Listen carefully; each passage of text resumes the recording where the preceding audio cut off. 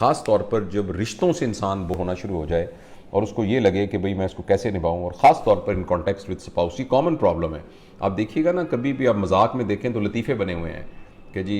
جو بیوی ہے وہ تو ہمسائے کی اچھی لگتی ہے اور بچہ اپنا اچھا لگتا ہے، اس طرح کے بہت سے لطیفے بنے ہیں، اور اکثر لطیفے بنے ہوئے ہیں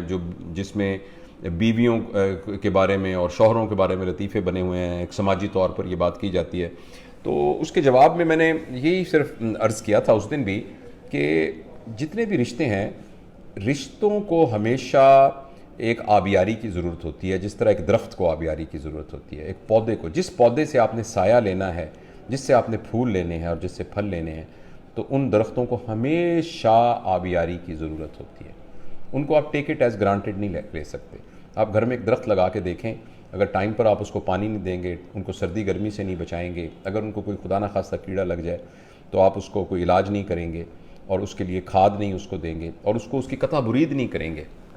جس پودے کو قلم لگانے کی ضرورت ہے قلم نہیں لگائیں گے، تو وہ پودا نہ سایہ دے گا نہ پھل دے گا، وہ ویران ہو جائے گا، وہ اجڑ جائے گا، تو اسے اور گند مچائے گا، بلکہ یعنی فائدہ دینے کے بجائے گند مچائے گا۔ اسی طریقے سے رشتوں کے بارے میں بھی خاص طور پر میں اس بات کو بہت دفعہ آپ تمام بہنوں اور بھائیوں سے عرض کر چکا ہوں، میرے خیال میں دنیا میں جتنے رشتے ہیں نا، خدا آپ کے پیدا کرنے والے کے بعد جو سب سے بڑا مضبوط رشتہ ہے وہ آپ کے اسپاؤس کے ساتھ رشتہ ہے۔ یعنی جس رشتے کا ہم مذاق اڑاتے ہیں نا، سب سے اسٹرانگ وہ رشتہ ہے۔ اس سے زیادہ انٹیمیٹ رشتہ کوئی نہیں ہے۔ اس سے زیادہ آپ دیکھیے کسی بھی کانٹیکس میں دیکھیے کہ اب یہ یک جان دو قالب والی بات ہے، یعنی آپ اپنا سب کچھ اس کے حوالے کر دیتے ہیں، اپنا جسم، اپنا دماغ، اپنی سوچیں، اپنا سب کچھ، اپنا پیسہ، اپنی دولت، اپنے سب چیزیں آپ ایک دوسرے ایک شیئر کرنے لگ جائیں، ایسا لگتا ہے جیسے آپ دوسرے کی زندگی جینا شروع کر دیتے ہیں۔ اب آپ دیکھیں یہ کتنی زبردست فیلنگ ہے اگر اس فیلنگ میں محبت بھی ہو، اور یہ کتنی خوفناک فیلنگ ہے اگر اس کے اندر ضد ہو، لڑائی ہو، چڑچڑاپن ہو، غصہ ہو، نفرت ہو، کسی کے نقص نکالنا ہو، کسی کو ٹالریٹ نہ کرنا ہو، کسی کو برا سمجھنا ہو۔ تو اس لیے میں یہ سمجھتا ہوں کہ ویسے تو اللہ تعالیٰ نے بھی ہمیں یعنی ایک مذہب کے لحاظ سے بھی اختیار دیا ہوا ہے کہ جب کوئی چیز ناگزیر ہو جائے تو آپ اس سے تعلق کو جدا کر سکتے ہیں اور الگ کر سکتے ہیں، اور میں اس بات کو مانتا ہوں کہ بعض اوقات کوئی آدمی اتنا انریزنیبل ہو سکتا ہے کہ اس کے ساتھ گزارا کرنا مشکل نہ ہو اور وہ آپ کی مزاج سے نہ ملے، لیکن اس پوائنٹ کے آنے سے پہلے جب بھی کوئی مسائل ہوتے ہیں اس میں دو مسئلے ہوتے ہیں۔ ایک مسئلہ تو یہ ہے کہ ہم نے اس رشتے میں انویسٹمنٹ کرنی چھوڑ دی ہوتی ہے،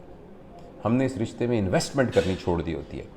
اور دوسرا یہ ہے کہ ہم نے اور اس انویسٹمنٹ کی جو سب سے کی ہے، ہم آج کے اس سیشن کے آخری حصے میں انشاءاللہ اسی کو ڈسکس کریں گے، جو کہ کمیونیکیشن سکلز ہیں۔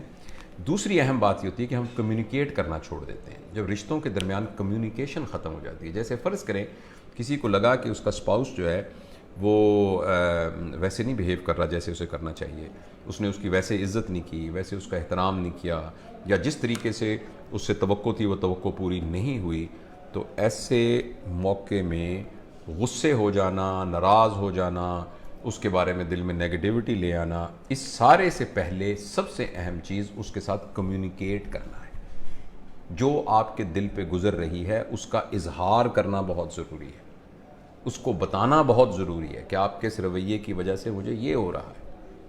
اور اس کا نام کمیونیکیشن سکلز ہے۔ میں کوشش کروں گا کہ جو نیکسٹ سیگمنٹ کے اندر کمیونیکیشن سکلز کے جو پرنسپل ہیں ان کے بارے میں بات کروں۔ تو کمیونیکیٹ کرنا، بہت دفعہ ہم باتوں کو دل میں رکھ لیتے ہیں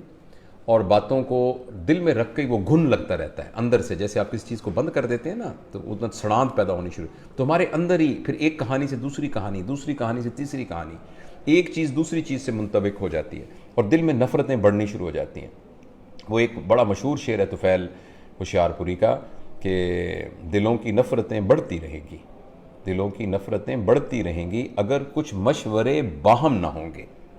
تو آپ نے سنی ہوگی، یہ مشہور غزل ہے۔ تو خاص طور پہ اسپاؤس والے ریلیشن شپ کے اندر کمیونیکیشن بہت ضروری ہے، کمیونیکیشن۔ تو اگر ہم کمیونیکیٹ کرتے رہیں، رشتے میں انویسٹ کرتے رہیں، دیکھیے اور رشتوں میں بعض اوقات آپ کو بہت زیادہ انویسٹمنٹ کرنی پڑتی ہے، اسپاؤس کے ساتھ تو چھوٹی سی انویسٹمنٹ کرنی پڑتی ہے۔ صرف آپ نے کسی کو کہہ دینا ہے کہ آپ بہت اچھے لگ رہے ہیں، کسی کو کہہ ہی دینا ہے کہ یار آپ کی زندگی میں آنے سے میری زندگی بہت خوبصورت ہو گئی، آپ نے کسی کو کہہ ہی دینا ہے کہ یار جب تم نہیں ہوتے میں تمہیں بہت مس کرتا ہوں، اور کسی کو یہی کہہ دینا ہے کہ آپ میرے پاس تھوڑی دیر کے لیے بیٹھیں تاکہ ہم ذرا اچھا وقت گزاریں، اور چلو ہم دونوں کافی پینے چلتے ہیں، چلو ہم چائے پینے چلتے ہیں، چلو بیٹھو ہم کچھ معاملہ ڈسکس کریں۔ تو ہم یہ بھی نہیں کرتے،